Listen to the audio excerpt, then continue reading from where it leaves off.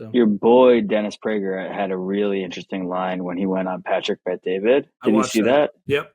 He said something really, I haven't heard that. For reasons only God knows. For reasons only God can answer. And I mean this particularly, I mean this definitively. For reasons Okay. only God can explain. And I can't explain this. I've taught Jewish history for decades. I've taught to, and I say this in particular, and I've never said it before, and I'll say it today. Is that Very good. close?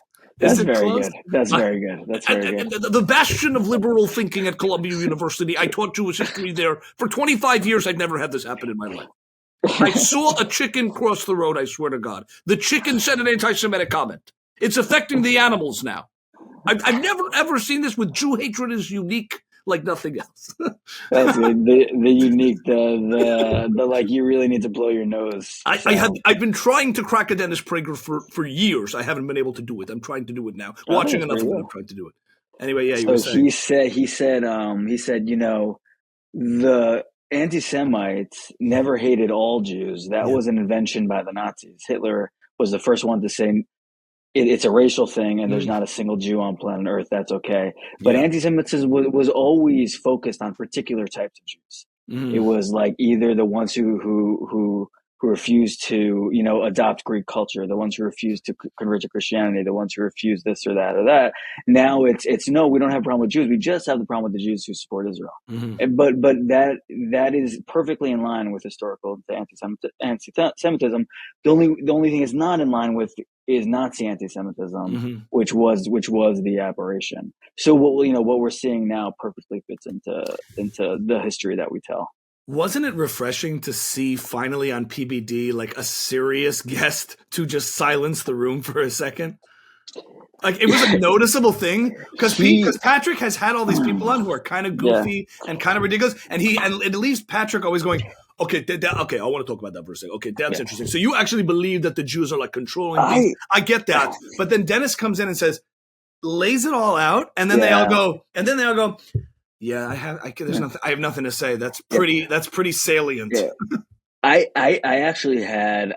Patrick McDavid said something that actually really bothered me, which was he's like we're friends with everybody. We're friends with Tucker and Candace. We're friends with them, and he's like, we'll listen to any argument anyone says, which is a nice idea in theory. Yeah. But I wish what Prager had said that to him is like, what Candace and Tucker are saying are not arguments. They're like slander. They're like libel. They're like not based in fact. These aren't arguments that are worth like delving into and talking publicly and having an open and free discussion about to sift out the bad ideas from the good ideas. This is just like anti-Semitic rhetoric a lot of times. That may be true, but I wish he would say we're a show and like anyone with an interesting opinion can come on and talk about it, and we'll talk about it because like we're here to entertain people. That is what he's saying. That is what he's saying. No, he's not saying that. I think he's saying like we believe in like free speech and like and like the free transfer exchange of ideas, which is different than saying but you don't think on the internet. Whether you disagree with that view about dialogue, which I can understand, I kind of understand both. Like just because we believe in free speech and open dialogue doesn't mean everything is valid and worth engaging and discussing in. There are some things that are a waste of time. But I have come across in this space people who are just absolutists. And I think it ties in. I think it's like we are a show. We're having the public conversations, and I like that. I like that conversation. We're having that conversation. Like they like elevating everything, and if it's provocative, like they want to see maybe an anti-Semite get smacked down. But it is theater, and so there's a belief out there. And I'm not saying I agree with it. I hear what you're saying. There is a belief out there that like let's all talk about it. Let's talk about it.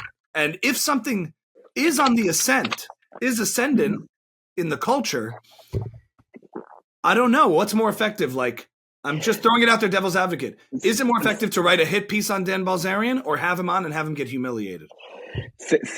Fair enough, but I guess it offends me a little bit when he's like we're friends with Candace and Tucker, where it's like, well, if you're friends with him, you're kind of not friends with me because like I have a problem with that. Like you could say like that sort of terminology of like we're friends. I don't know. It was kind of offensive, but just back to what we were saying, like. saying that with Dennis Prager in the room, I Mhm. think you could kind of see they felt a little bit foolish, like, Right. you know, like with And him he also actually said that there. he said, It's oh, okay, but let me explain this to you. Okay, this is just, and he did lay the smack down a little. When he says friends with them, I still think there's a line to be drawn, and he wouldn't say that about like I don't know if he would say that about everybody just because they have an opinion.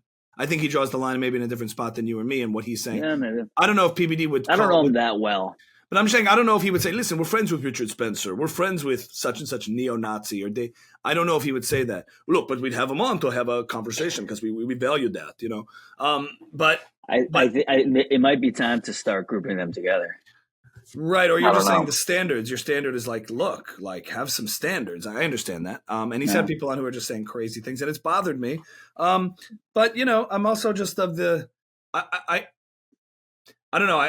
I see, I understand that argument of like you're criticizing sort of what's the motivation versus the argument that like yeah, and you're like there's a motivation there that's just like let's just put these on because it's provocative. Forget the harm it'll cause and all that stuff. And That's what I think. there's a recklessness to that which is fair. Which, by the way, I respect. Like Mm. you're here to make a successful YouTube channel and make Yeah. money and build an So you entertainment say that company. it's a That's little bit. cool. I'm So cool you're, with that. if we're being precise, your criticism is under the guise of free speech and open Hmm. exchange of ideas. You're really just putting on a theater that causes a lot of harmful ideas to be perpetuated and spread. And you're claiming it's not because you believe in free speech, but it's really because this stuff clicks. You know. But and the harm is that it's lending them authority by calling them Yeah. arguments and by calling them like friends of the show and people with interesting ideas who Unless you kind of can push back. Larry David would like interview Osama bin Laden, and no one ever confused. Larry. Remember Larry? I'd love to see that. Well, what's Larry it? King? Why do you keep wanting to kill? I'm like, God. No, I'm sorry. And then he goes, I want to blow up America. Bum, bum, bum, bum. Larry David. Larry two King. planes? Larry Larry King. Yeah, 2 planes? Really? Did you have to have 2? God, that's awful. No, Larry King. I mean, there was this school of some of it stems from the school of journalism that like old school journalism where they would go into like if they would go into a cave in Afghanistan and interview terrorists to understand them. Osama bin Laden is different than Candace Owens. Like Osama bin Laden I mean he was a powerful person who was changing the world and had some real ideas. And he meant it. Sure. But there are culturally relevant. Different than Candace Owens. Different than a lot, yes, but like the culturally relevant is what they're interested in. Culturally and politically relevant things, and whoever's in that space. So if someone's making a buzz, I hear you. I saw Dan Bilzerian on Piers Morgan. I'm like, Piers, what are you doing? Right. Like, you might be virtuous in saying, "Oh, I have to." You're disgusting. You just didn't even have to have this conversation. But at all. At the same time, like you said, now there's really no question about Dan Bilzerian. There's nothing to really question anymore. You really shouldn't be in the same room with him if you're. I guess the only question left is it valuable to expose and humiliate someone like that? That's what I mean. He had him on the show, and it's gross, but now there's a period at the end of that sentence with Dan Bilzerian. Now the whole world can see. So is that valuable? In some ways, Yeah, but I think Piers would probably say like, I don't know, whatever. Yeah. Anyway, I found that Prager moment was nice to see somebody kind of serious with authority on the subject, not just kibitzing and talking crap. And then when he did all that, all those people I've seen on that cast of PBD in that episode, who I've seen entertain kind of yuckier ideas. Oh, that's interesting. It could be, we're just like, oh yeah. That's probably true. The way he talked about it, like, ooh, that's interesting. I never thought about it. But look, I'm not saying there is. I like Jewish people. I get along with them. My PBD impression is kind of wonky right now.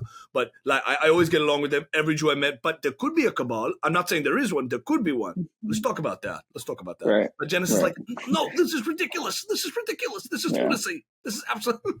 And he was able to say why, and like every curiosity, he was able to be like, yes, no, yes, no, yes, no, yes, no. And just like, it's sort of, you could feel this lid close.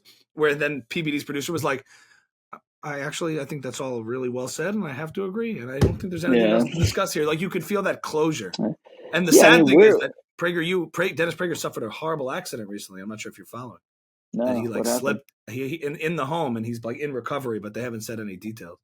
Oh, you think there's some foul play there? No, God, the Owens people? I think he had a personal accident in his house, and they put it out on his website. I'm saying that because that's what everyone's talking about online right now. Is sending prayers for Dennis Prager and updates, and it's really not good because he is a real hero in this regard. Where has he been the last year and a half? Has he just been on his own show? Like, how come he hasn't been making the circuits, making the case for Israel?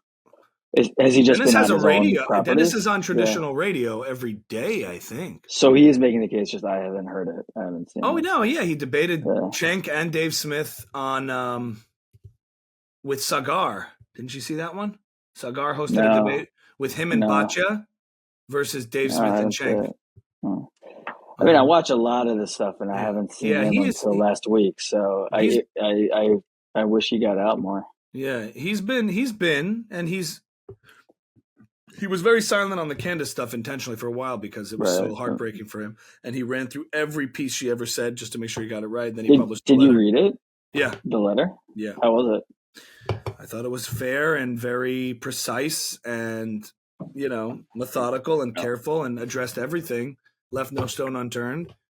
But and he arrives at the conclusion that is like the inevitable conclusion of like what he explained on PBD. For reasons only God knows, and I can only say this.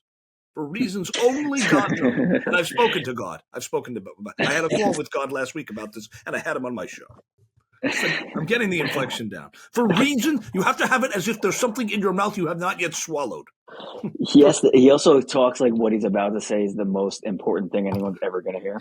I went to for reasons only God knows they only had vitamin D milk left. I do not know why, but I bought it. I feel like he's probably like a monster as a customer in a restaurant. Please send it back right now. I have never had a steak this overcooked in my life, and for reasons only God knows. And I say this respectfully but hesitantly at the same time. For reasons, he sounds like waiter. Send it back.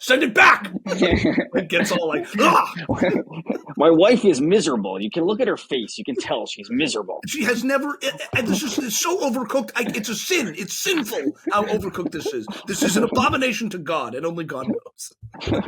Prayers for Dennis Prager. I really hope he's okay or makes a full recovery. Hey guys, thanks so much for watching. If you've made it this far, we want to let you know that Ami's House is now on Patreon. We love doing extra content, bonus footage with every episode. The best way to support us is to head on over to Patreon, become a guest, and support the show for $5 a month. If you like watching Ami cut me off, Patreon is Patreon.com/Ami's House for bonus content. Thanks so much for your support and become a guest. The other interesting thing I heard recently, I forgot who said this, maybe you saw it also, but I thought it was a great line where they said, a crucifix is not an anti-Semitic.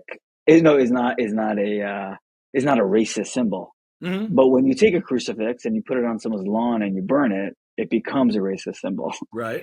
She said the same thing about the Palestinian flag. It is not nothing wrong with the Palestinian flag, but when you stand outside of a shul holding a Palestinian flag, it has no longer anything to do with the Palestinians. Right. It has to do with Jewish erasure. Nice argument. Yeah. Who said that? Do you know? It might have been Eleka Leblon. Leblon. Our dream girl. Yeah. Right. Okay. Right. Okay. She's been delivering smackdowns too. She's going to be on trigonometry at some point if it hasn't come out already. I saw her post a picture with